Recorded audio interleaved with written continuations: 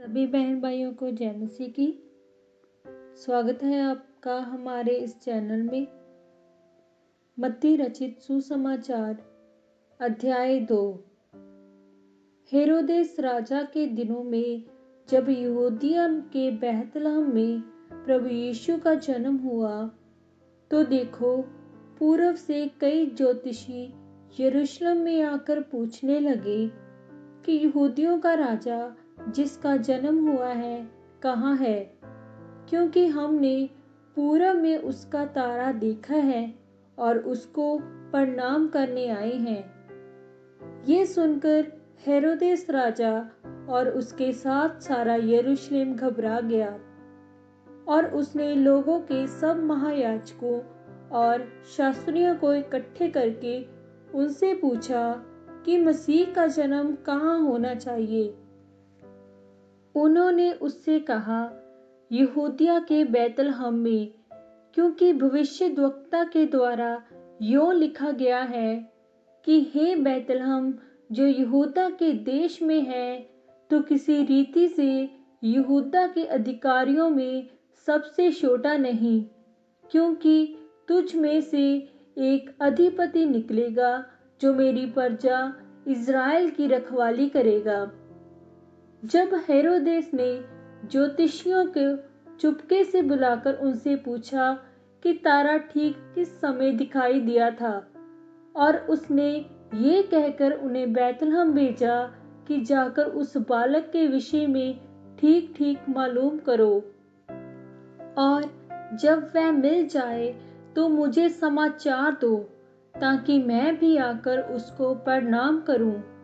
वे राजा की बात सुनकर चले गए, और देखो, जो तारा उन्हें पूरब में देखा था वह उनके आगे आगे चला, और जहां बालक था उस जगह के ऊपर पहुंचकर ठहर गया।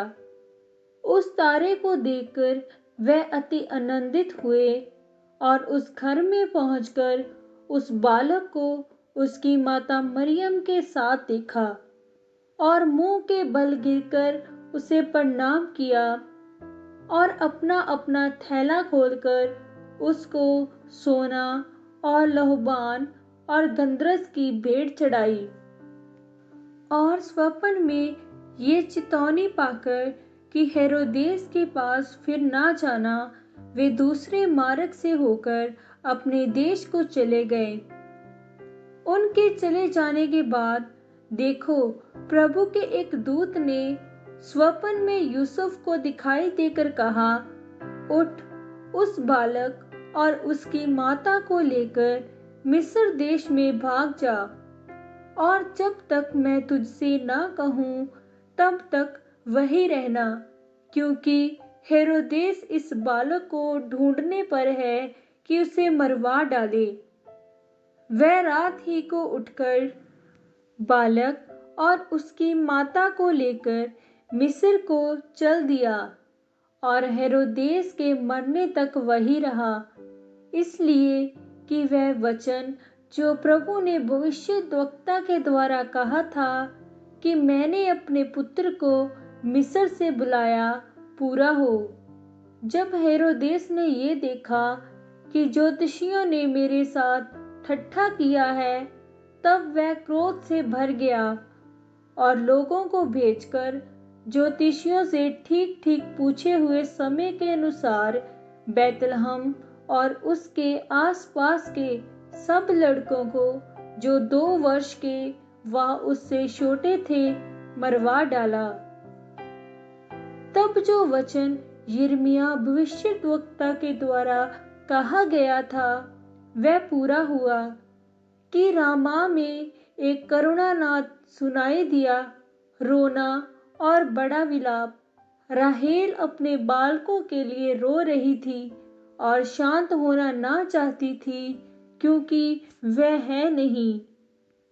हेरोदेस के मरने के बाद देखो, प्रभु के दूत ने मिस्र में यूसुफ को स्वप्न में दिखाई देकर कहा कि उठ, बालक और उसकी माता को लेकर इज़राइल के देश में चला जा, क्योंकि जो बालक के प्राण लेना चाहते थे वह मर गए।